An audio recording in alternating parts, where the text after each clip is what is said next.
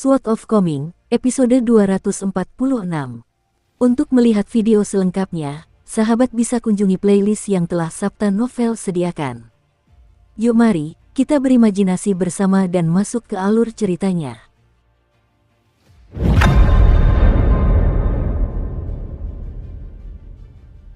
Beristirahat dan memulihkan diri setelah pertempuran yang melelahkan sudah menjadi kebiasaan. Pasukan Chu Hao sudah tidak lagi menjadi ancaman, dan Song Fengshan sedang menjaga villa, jadi Song Yusao tidak terburu-buru untuk kembali.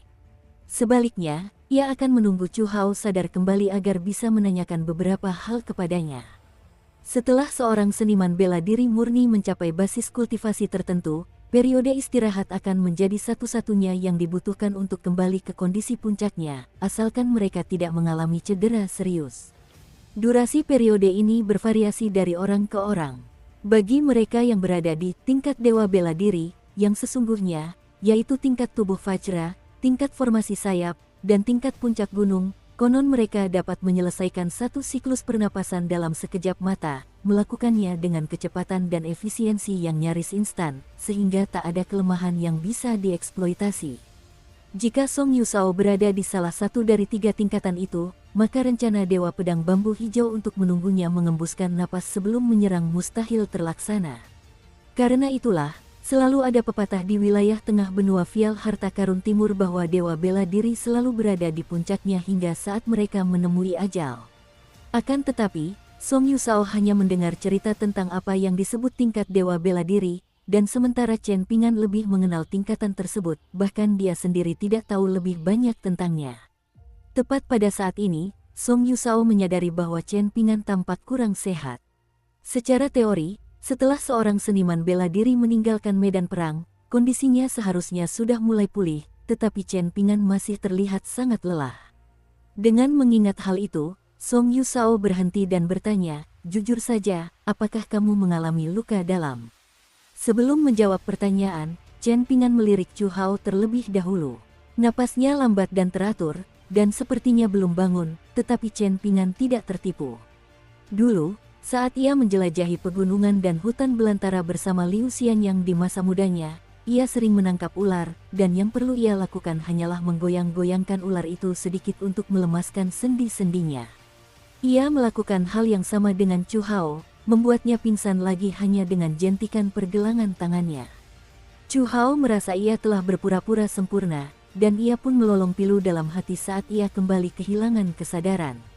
Ia hanya bisa meratapi nasib buruknya sendiri karena telah bertemu dengan seorang pendekar pedang abadi yang begitu kejam dan tidak masuk akal.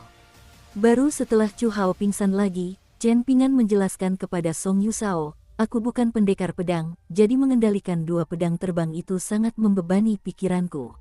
Meskipun mereka bisa bertarung sendiri setelah meninggalkan labu pemeliharaan pedang, sebagian perhatianku dibutuhkan untuk mendukung mereka, yang bisa dibilang berperan sebagai sarung pedang. Kalau tidak, mereka tidak akan bisa bertahan lama di luar titik akupunturku atau labu pemeliharaan pedangku. Selain itu, aku juga harus menggunakan beberapa jimat gerakan dalam waktu singkat, dan napasku terlalu cepat, jadi aku merasa tidak enak badan. Meski begitu, itu bukan masalah besar, dan selama aku tidak harus bertarung lagi dalam waktu dekat, aku bisa pulih perlahan melalui teknik pernapasanku." Song Yusao lega mendengarnya. Berjalan di bawah naungan dan sinar matahari di hutan, santo pedang tua itu tampak sangat santai dan riang, bukan hanya karena simpul di hatinya yang telah mengganggunya selama bertahun-tahun telah terlepas, tetapi juga karena ia telah mendapatkan seorang teman muda yang kepadanya ia dapat mempercayakan hidupnya. Dalam prosesnya, keyakinan dan harapannya pada dunia telah berkobar kembali. Meskipun begitu banyak hal telah berubah, masih ada hal-hal di dunia ini yang layak dijalani. Tiba-tiba, senyum muncul di wajahnya saat ia berkata, "Chen Pingan, dengan labu pemelihara pedang di tanganmu, kau memiliki keunggulan dibandingkan pendekar pedang lain karena kau tidak perlu menghabiskan sumber daya untuk memperbaiki pedang terbangmu yang terikat setelah setiap penggunaan. Meskipun begitu, aku masih berutang budi padamu. Aku tidak menyangka Chu Hao akan merekrut Dewa Pedang Bambu Hijau dari negara aliran pinus untuk membantunya menjatuhkanku. Kalau bukan karena bantuanmu, aku pasti sudah mati di sana. Jadi, begitu kita kembali ke villa, aku akan memberimu semua koin salju ringan yang ada di villa kita sebagai pembayaran. Jumlahnya tidak banyak, kita hanya berhasil menabung kurang dari 2000 koin salju ringan selama bertahun-tahun, dan Feng Shan menghabiskan setengahnya untuk membeli fast water. Jadi, aku hanya punya sekitar 800 atau 900 koin salju ringan untuk diberikan kepadamu. Song Yusao merasa sedikit malu saat berbicara, dan raut wajah merendahkan diri muncul di wajahnya saat dia menghela napas, memikirkan bahwa hidupku hanya bernilai kurang dari 1000 koin salju ringan. Chen Ping'an mempertimbangkan usulan itu sejenak, lalu mengangguk sambil berkata, aku hanya akan mengambil 300 koin, Senior Song. Tidak perlu memberikan semuanya kepadaku, aku yakin Song Fengshan akan membutuhkan koin salju ringan di masa depan. Di dalam harta karun saku ke-15, ada setumpuk koin kepingan salju yang telah dihabiskan anak kecil berbaju biru untuk membeli kerikil empedu ular biasa, dan juga 8 koin laser hit yang bahkan lebih berharga daripada koin kepingan salju, jadi itu sudah merupakan jumlah kekayaan yang cukup besar, dan biasanya, Chen Ping'an akan menolak tawaran itu tanpa berpikir dua kali. Akan tetapi, melalui pengenalan Weibo, Chen Ping'an telah menyaksikan sendiri kejadian yang terjadi di toko pembungkus kain di Gunung Tanduk Sapi, dan dia khawatir jika dia tidak membawa cukup uang, maka dia bisa kehilangan sesuatu yang menarik perhatiannya begitu dia mencapai stasiun feri. Keputusan Chen Ping'an untuk menerima tawaran tersebut, tetapi juga tidak sepenuhnya menerimanya, cukup mengejutkan bagi Song Yusao, dan ekspresi geli muncul di wajahnya saat dia terkekeh. Apakah kamu tahu apa yang akan dikatakan orang-orang generasi tua tentang hal itu? Mereka akan bilang kalau membahas uang hanya akan merusak ikatan persaudaraan kita. Kalau kau menganggapku sebagai saudara dan sahabat, jangan coba-coba memperdebatkan masalah ini lebih jauh. Kalau tidak, kita mungkin tidak bisa lagi berteman. Chen Ping'an menggelengkan kepalanya. Berutang budi pada seseorang lebih menyakitkan daripada berutang uang. Setidaknya, begitulah yang kurasakan. Song Yusao sangat setuju dengan pernyataan ini, dan ia mengangguk sebagai jawaban. Itulah sentimen yang saya pegang, dan seharusnya universal.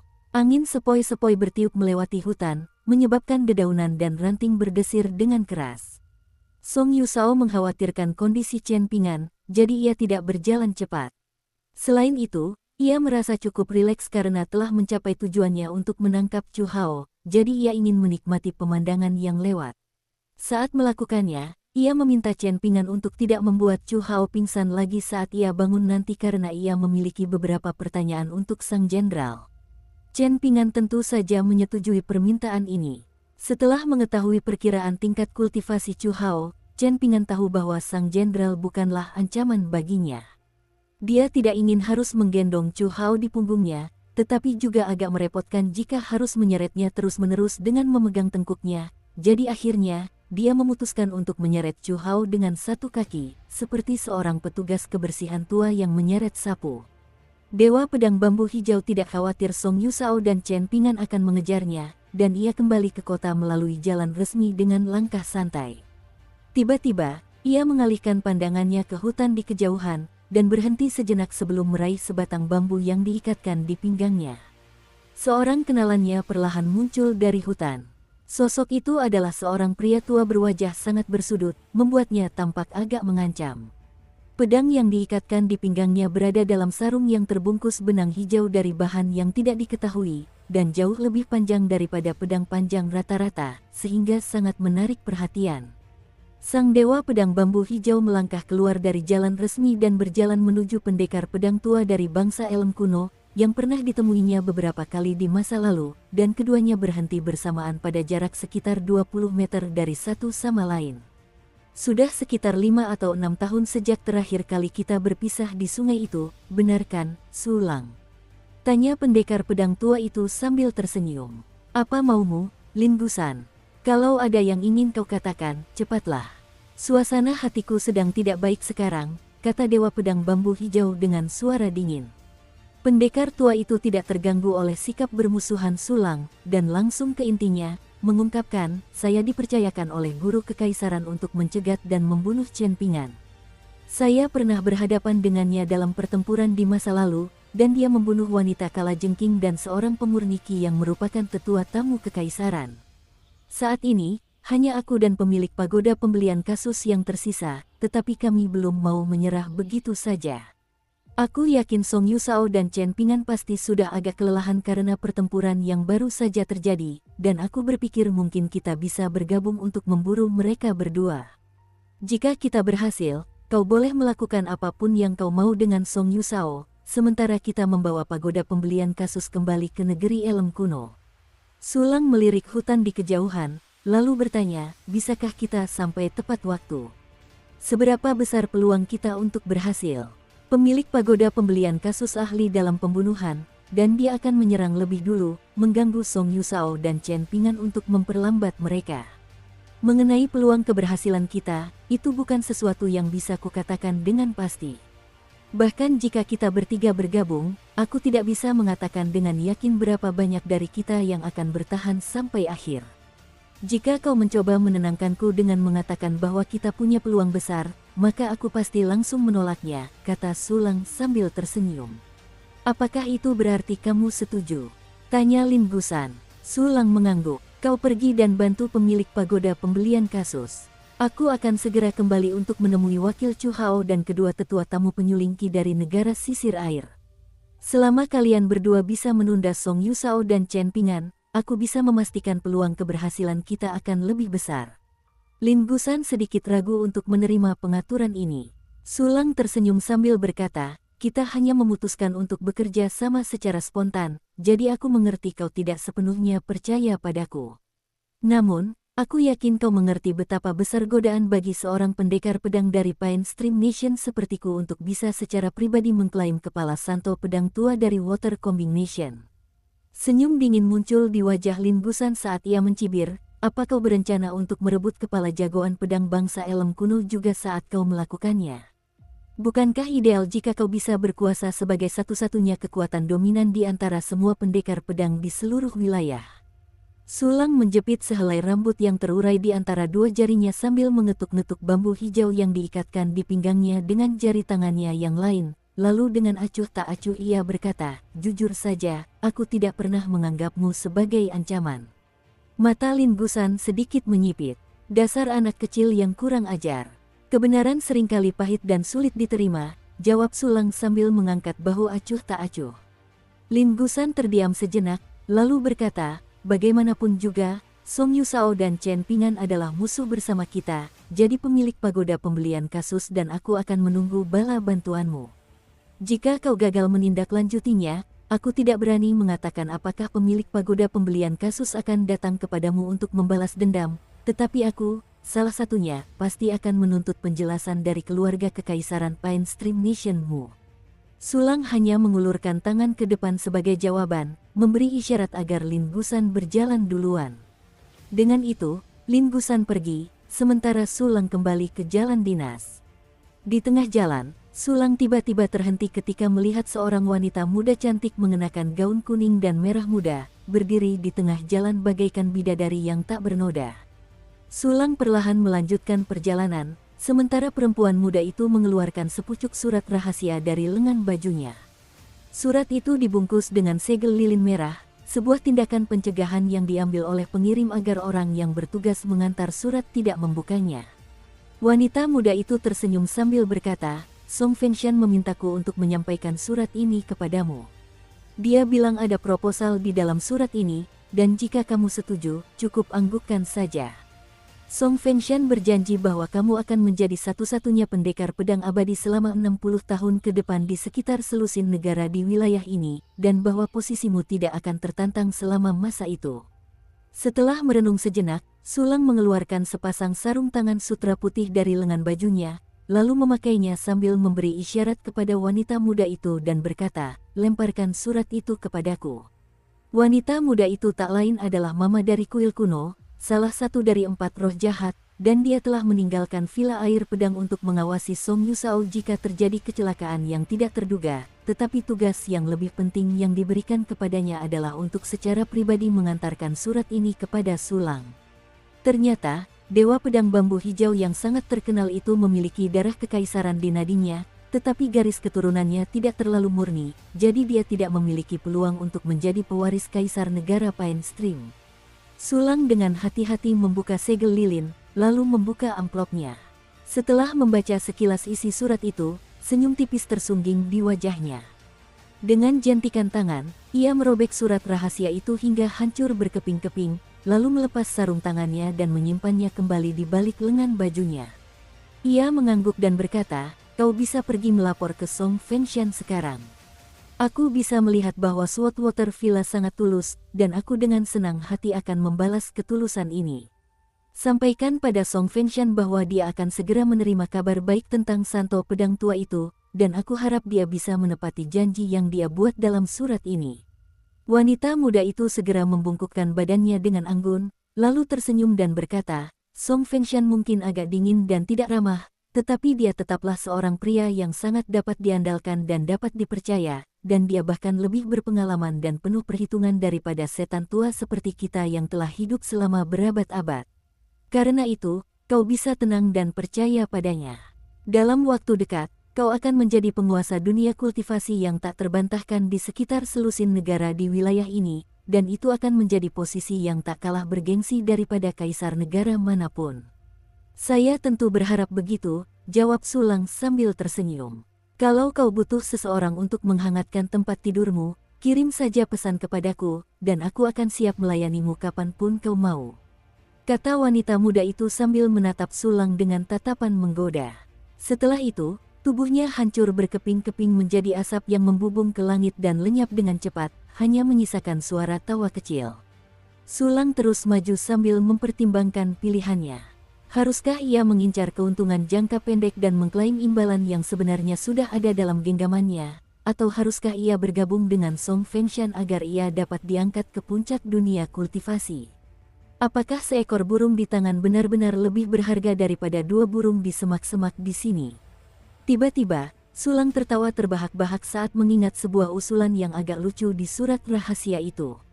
Song Fengshan telah berjanji kepadanya bahwa kira-kira setiap dekade, mereka akan menggelar aksi epik di mana mereka berdua akan berhadapan satu sama lain dalam pertempuran para raksasa. Song Fengshan akan mewarisi gelar Santo Pedang dari Villa Air Pedang, sementara Sulang memiliki hak tunggal atas gelar pedang abadi, dan mereka berdua akan terlibat dalam apa yang disebut pertempuran sampai mati. Kenyataannya, itu hanyalah tipuan. Song Fengshan bahkan telah memilih 3 kandidat lokasi untuk pertempuran ini. Untuk pertempuran pertama, Song Fengshan akan menantangnya, dan pertempuran itu akan berlangsung di atas aula utama Istana Kekaisaran Negara Pine Stream. Dalam pertempuran itu, Sulang ditakdirkan untuk menang telak. Pertempuran kedua akan berlangsung di atas air terjun Sweetwater Villa, dan Song Fengshan akan menang tipis. Pertempuran ketiga akan berlangsung di kuburan tak bertanda di Prefektur Bluser, negara pakaian warna-warni, dan Sulang akan menjadi pemenangnya. Sulang menganggap hal ini sangat lucu, jadi dia memutuskan untuk membalas kebaikan Song Fengshan dengan memberinya kepala pendekar pedang bangsa Elem kuno dan pemilik pagoda pembelian kasus. Tidak butuh waktu lama bagi Sulang untuk melihat pasukan Chu Hao di kejauhan, tetapi dia masih merenungkan semua intrik yang telah dirancang dengan cermat oleh Song Fengshan sambil bergumam pada dirinya sendiri, sangat mudah, namun sudah sangat licik. Akhirnya, ia mengurungkan niatnya untuk kembali ke pasukan Chu Hao. Sebaliknya, ia tiba-tiba keluar jalur dan melesat ke hutan sendirian. Pertarungannya masih 3 lawan 2, tetapi dia, Song Yusao, dan Chen Pingan akan melawan Lin Gusan dan pemilik pagoda pembelian kasus. Saat memasuki hutan, Sulang sengaja memperlambat lajunya sambil terkekeh dalam hati, betapa berbahayanya dunia ini. Di sebuah halaman yang tenang dan biasa-biasa saja di kota, tinggallah seorang tamu terhormat dari ibu kota. Halaman itu tidak terlalu megah atau mewah, tetapi sangat rapi, dan semua perabotannya cukup elegan dan berselera tinggi. Terlebih lagi, halaman itu terletak di tempat yang tenang di lokasi yang biasanya ramai, sehingga jelas bahwa pemilihan lokasi dan pembangunannya telah dipikirkan dengan matang. Dukung terus channel YouTube Sabta Novel. Ada seorang wanita berdiri di halaman, dan meskipun usianya sudah cukup lanjut, ia merawat dirinya dengan sangat baik, dan sebagian besar kecantikan mudanya masih terpancar. Sekilas, orang bisa dengan mudah mengiranya sebagai seorang wanita muda yang baru berusia sekitar 30 tahun. Saat itu, ia sedang membungkuk sedikit, memberi makan ikan-ikan di dalam tong besar. Di dalamnya terdapat sekitar selusin ikan mas kecil, sementara di permukaan air terdapat banyak bunga lili air, dan terdapat kontras yang memikat antara warna hijau dan emasnya. Selain dia, satu-satunya orang lain di halaman itu adalah seorang pelayan wanita yang berbadan besar dengan pedang terikat di pinggangnya. Namun, masih banyak lagi orang yang bersembunyi di balik bayangan di jalanan dan gang-gang di sekitar halaman, termasuk prajurit elit dari militer dan beberapa ahli bela diri yang tangguh. Beberapa penegak hukum paling berpengalaman dan cakap dari kediaman pengawas regional telah tiba di area tersebut jauh sebelumnya, dan itu merupakan indikasi jelas bahwa wanita yang tinggal di halaman tersebut adalah sosok yang cukup penting. Akan tetapi, meskipun semua tindakan perlindungan telah dilakukan, pelayan wanita di halaman, yang berbadan kekar seperti laki-laki, tiba-tiba jatuh ke tanah tanpa peringatan apapun, sementara seorang pemuda tampan memegang kipas lipat muncul di belakangnya. Cambangnya berkibar pelan tertiup angin sepoi-sepoi dari kipasnya, dan ia mengalihkan pandangannya ke arah perempuan anggun yang masih memberi makan ikan di tong air. Sosoknya yang memukau sungguh memanjakan mata, dan baginya, perjalanan ini layak ia tempuh hanya demi pemandangan menakjubkan ini. Wanita itu berdiri tegak sambil menoleh dalam diam ke arah pemuda itu, yang tersenyum sambil berkata, "Salam, Bu. Kita pernah bertemu sebelumnya di ibu kota." Wanita itu tetap tenang dan kalem sambil mencibir, sejak kapan klan Han di Gunung Xiaocong berani menentang seorang jenderal. Pemuda itu menyimpan kipas lipatnya, lalu mengusap-usap wajahnya sendiri dengan telapak tangannya. Sesaat kemudian, wajah yang sangat familiar bagi wanita itu terlihat, dan suaranya pun berubah menjadi suara yang sangat familiar bagi wanita itu saat ia bertanya, "Bagaimana sekarang, Nyonya?" Sebelum wanita itu sempat berteriak, Han Yuanshan dengan lembut menekan jarinya di atas bibirnya sambil membuat gerakan menenangkan dan berkata, "Tenang saja, Nyonya, saya suka merebut hati wanita, tapi saya tidak akan pernah merendahkan diri sampai-sampai memaksakan kehendak saya pada seorang wanita. Namun, saya yakin Anda akan bersedia menyerahkan tubuh Anda kepada saya suatu hari nanti, dan ketika saatnya tiba." Pada saat ini, Han Yuanshan telah meniru penampilan Chu Hao, dan dia menunjuk ke tong berisi ikan sambil menyimpulkan, "Kita akan bisa bersenang-senang seperti sepasang ikan yang berenang di air." Di prefektur Bluser, Colorful Garment Nation, seorang cendekiawan tua dengan liontin giok tergantung di pinggangnya berdiri di atas tembok kota dengan ekspresi muram di wajahnya. Di dalam ruang belajar kekaisaran di ibu kota negeri pakaian warna-warni, seorang cendekiawan tua lainnya berdiri dengan tangan terlipat di belakang punggungnya. Ia juga mengenakan liontin giok yang tergantung di pinggangnya, dan memandang keluar jendela dalam diam, sementara kaisar negeri pakaian warna-warni berdiri di sampingnya dengan gelisah, bahkan tidak berani duduk. Di Ancient Elm Nation, ada seorang cendekiawan tua lain dengan liontin giok yang sama tergantung di pinggangnya.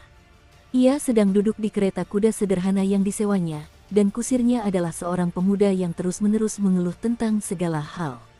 Saat mereka masih sekitar 10 km dari Ancient Elm Nation, ia tiba-tiba terpaku di tempat. Penglihatannya sangat tajam, dan ia bisa melihat pasukan besar di kejauhan, ditemani beberapa pejabat penting berpakaian resmi. Ada juga seorang pria berjubah emas berdiri di pinggir jalan resmi, dan dari penampilannya, mereka semua tampak sedang menunggu seseorang. Cendekiawan di dalam kereta meletakkan buku yang sedang dibacanya, lalu berkata kepada kusir kereta, "Bawa aku ke stasiun transit." "Tenang saja, mereka sudah menungguku.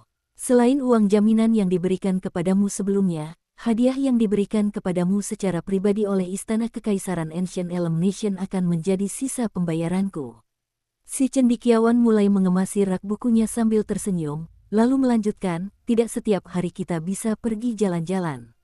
Pastikan kau tidak mengganggu guru gunung kita lagi setelah kembali ke negeri sisir air." Sementara itu, di Villa Air Pedang, upacara pemilihan pemimpin aliansi akan segera dimulai. Di dalam aula, beberapa wajah yang hilang dari mereka yang hadir pada perayaan sebelumnya, tetapi juga banyak tokoh penting dari jalan kebenaran dan dunia bawah yang baru saja tiba. Pada saat ini, sebagian besar tokoh penting negara sisir air telah muncul.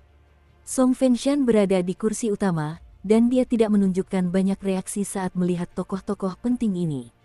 Di antara mereka ada orang-orang dengan segala macam agenda yang berbeda, termasuk sebagian yang ingin mengikrarkan kesetiaan kepada Song Fengshan, sebagian yang ingin melihat kejatuhannya, sebagian yang ingin menilai situasi sebelum memasang taruhan, dan juga sebagian dari kalangan istana kekaisaran yang mengira akan disuguhi tontonan yang bagus. Tidak jauh dari Song Fengshan duduk istrinya, yang pakaiannya mewah dan sikapnya yang anggun pasti tidak akan kalah dari selir kekaisaran manapun di istana. Tentu saja, Song Fengshan sangat percaya diri, tetapi ada orang lain yang hadir sama percaya dirinya. Akan tetapi, tidak ada pihak yang dapat mengantisipasi bahwa kedatangan tamu yang tidak diinginkan akan sepenuhnya menghancurkan rencana yang telah mereka susun dengan cermat selama bertahun-tahun. Tidak ada laporan dari penjaga pintu, dan tidak ada satupun murid Sweetwater Villa yang turun tangan untuk menghentikan tamu tak diundang ini. Pria itu datang begitu saja dan memperkenalkan dirinya, dan hampir semua orang yang hadir langsung membungkuk hormat, sebagaimana diamanatkan oleh etiket Konfusianisme. Pendatang baru itu adalah seorang pemuda berjubah Konfusianis dengan liontin giok tergantung di pinggangnya, dan dia berjalan dengan gaya berjalan dan irama yang tak terlukiskan, berjalan menuju aula utama Sweetwater Villa dengan tidak tergesa-gesa. Setelah melangkah masuk ke aula, ia melirik ke sekelilingnya, lalu berkata sekali lagi, "Salam semuanya, saya cendekiawan berbudi luhur Zhou Ju dari Lakeview Academy." Hampir semua orang di aula langsung berdiri untuk memberi hormat kepada cendekiawan muda yang berbudi luhur itu. Pemuda itu membalas hormat mereka, lalu melangkah maju beberapa langkah sebelum mengarahkan pandangannya ke arah Song Fengshan, yang sedang menatapnya dengan ekspresi gelap. Istrinya dengan lembut meletakkan tangannya di lengannya sebelum menatapnya dengan tajam, memberi isyarat agar dia melangkah dengan hati-hati. "Apakah Han Yuanshan dari klan Han Gunung Xiaochong ada di villa ini?" tanya Zhou Ju dengan suara tenang. Song Fengshan menahan amarah di hatinya sambil memasang senyum palsu dan menjawab, "Saya khawatir Anda melewatkannya. Dia ada di villa kemarin, tapi hari ini dia sudah tidak ada di sini." Dia bilang tiba-tiba dia dilanda rasa ingin berkelana dan ingin melihat pemandangan dan suasana yang ditawarkan negeri sisir air. "Bolehkah saya bertanya ada urusan apa dengan Anda, wahai cendekiawan berbudi luhur yang terhormat? Jika tidak ada yang mendesak, saya dengan senang hati akan menyampaikan pesan untuk Anda." Zhou Ju tersenyum sambil menjawab, "Han Yuanshan adalah seorang cendekiawan papan atas di istana kekaisaran negara sisir air dan seorang penganut Konfusianisme, namun ia mengembangkan ilmu iblis dan menyimpan niat jahat untuk merusak kesejahteraan bangsa. Aku ditugaskan untuk membawanya ke Akademi Lakeview untuk dihukum, dan hukuman apa yang akan dijatuhkan padanya, akan diputuskan setelah ia tiba di sana.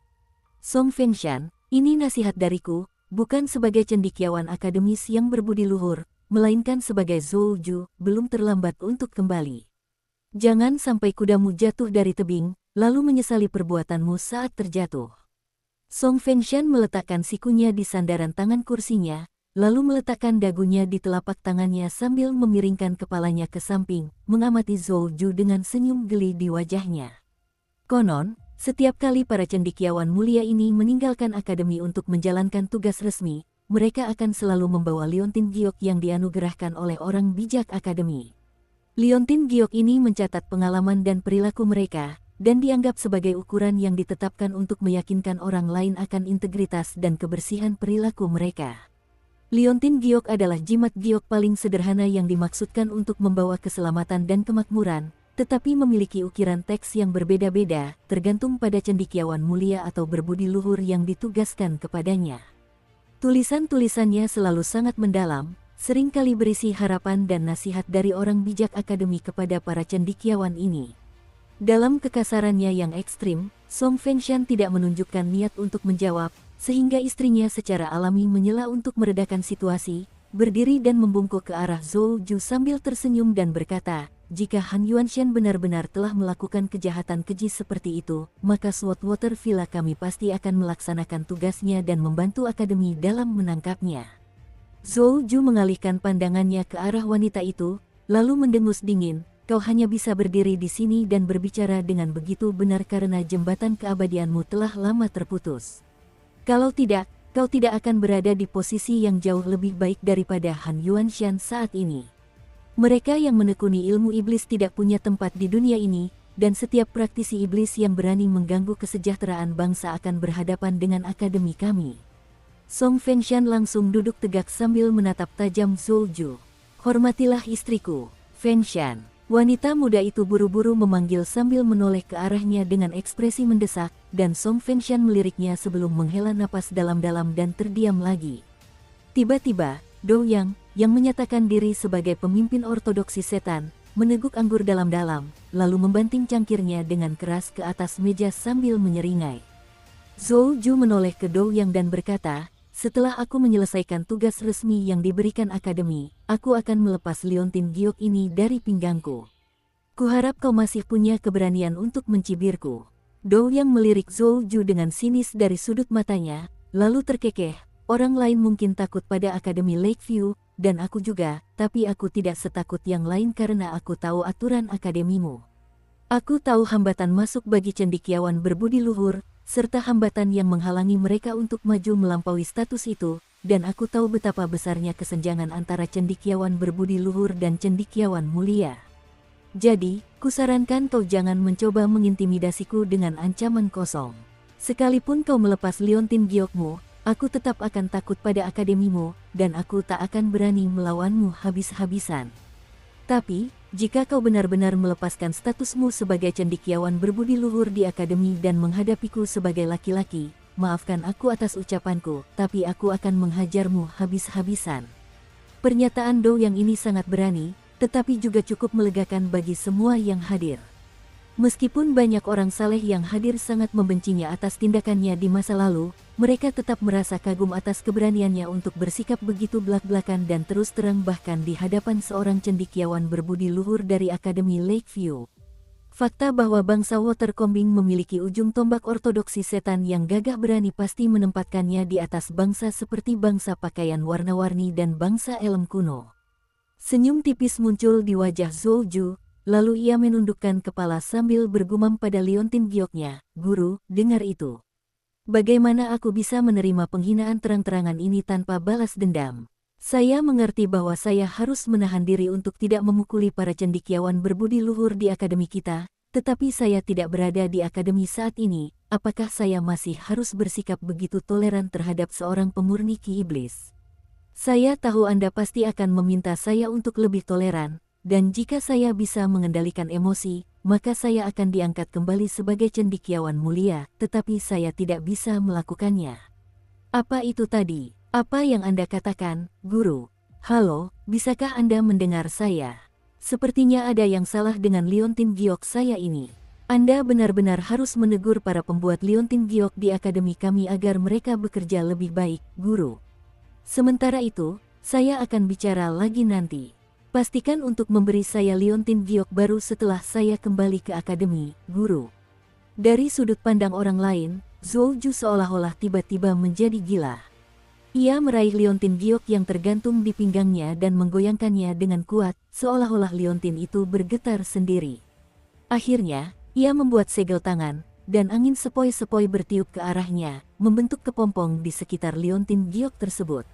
Baru setelah itu, ia melepas liontin giok dari pinggangnya sambil tersenyum dan menyimpannya di balik lengan bajunya. Sementara itu, wanita muda itu bergegas menghampiri Song Fengshan, lalu berkata sambil tersenyum kecut, "Aku sudah ingat siapa dia, Fengshan. Dia salah satu murid langsung orang bijak di akademi. Di antara semua murid langsung orang bijak itu, dia yang termuda dan paling mudah marah. Soal kekuatannya, kalaupun dia tidak berada di peringkat teratas, setidaknya dia murid peringkat kedua. Di usianya yang baru 30 tahun, dia menjadi cendekiawan bangsawan, dan hal itu sempat menggemparkan dunia saat itu. Dia dianggap sebagai calon muda paling cemerlang kedua di akademi, hanya di belakang Cui Minghuang, jadi dia selalu dilindungi ketat oleh Akademi Lakeview. Menurut sumber kami, namanya adalah Zhou Juran dan bukan Zhou Ju, dan itulah sebabnya saya tidak dapat langsung mengingat siapa dia." Dou Yang menelan ludah dengan gugup saat firasat buruk muncul dalam hatinya. Dia tidak tahu bahwa Zhou Ju adalah Zhou Juran. Mendengar Zhou Ju bergumam pada dirinya sendiri tentang pemukulan terhadap cendekiawan yang berbudi luhur dan pemulihan status cendekiawan mulia telah mengingatkannya pada fakta bahwa dia bukanlah seseorang yang bisa diajak main-main. Oleh karena itu, dia segera bangkit berdiri dan hendak meminta maaf. Tidak ada rasa malu dalam mengakui kehinaan terhadap seorang sarjana Konfusianisme yang mulia. Namun, Zhou Ju tidak memberinya kesempatan untuk meminta maaf. Ia menunjuk Dou Yang dengan jarinya sambil tersenyum dan berkata, para pendahulu Konfusianisme kita pernah bercerita tentang sebuah lembah yang dipenuhi pecahan batu dan hembusan angin yang begitu kencang hingga membuat pecahan batu itu berputar-putar seperti daun tanpa bobot. Mungkin kedengarannya mustahil, tapi aku akan membuktikannya sekarang juga. Tiba-tiba, angin astral yang dahsyat menyapu udara dalam radius sekitar 3 meter di sekitar Dou Yang, dan sekuat tornado saat berputar di sekitar Dou Yang dengan dahsyat. Setelah angin astral mereda, yang tersisa dari Dou Yang hanyalah kerangka telanjang. Zhou Ju bahkan tak melirik kerangka Dou Yang saat ia menoleh ke Song Fengshan dan berkata, aku yakin kau telah menyadari bahwa aku sebenarnya berbicara kepada istrimu dengan penuh rasa hormat tadi. Song Fengshan begitu marah hingga urat-urat di punggung tangannya menonjol, tetapi istrinya memegangnya erat-erat dengan senyum di wajahnya. Ia menjawab, tentu saja. Kami sangat berterima kasih atas kebaikan Anda, cendekiawan berbudi luhur yang terhormat. Zhou Ju tersenyum dan berkata, karena Han Yuanshan tidak ada, aku tidak akan mengganggu upacara kalian lagi. Aku akan mencarinya, kalian bisa melanjutkan sesuka hati. Setelah itu, Zhou Ju berbalik dan pergi dengan santai dan anggun. Tepat ketika ia keluar dari pintu masuk villa, dua orang yang terdiri dari seorang anak laki-laki dan seorang pria tua kebetulan kembali. Pakaian mereka berlumuran darah, menandakan bahwa mereka baru saja melewati pertempuran yang berat. Tak seorang pun di antara mereka yang berhenti atau berkata apa-apa, dan mereka berpapasan tepat saat mereka melangkah melewati ambang pintu. Zhou Ju segera mulai mengamati Chen Pingan dengan saksama, dan Chen Pingan merasa bahwa ada yang aneh, jadi dia membalas tatapan Zhou Ju, dan mata mereka bertemu. Bahkan setelah Chen Pingan sudah masuk ke aula utama, dan kontak mata mereka terputus, Zhou Ju masih menatap tajam ke arah Chen Pingan dengan tatapan yang tidak berkedip.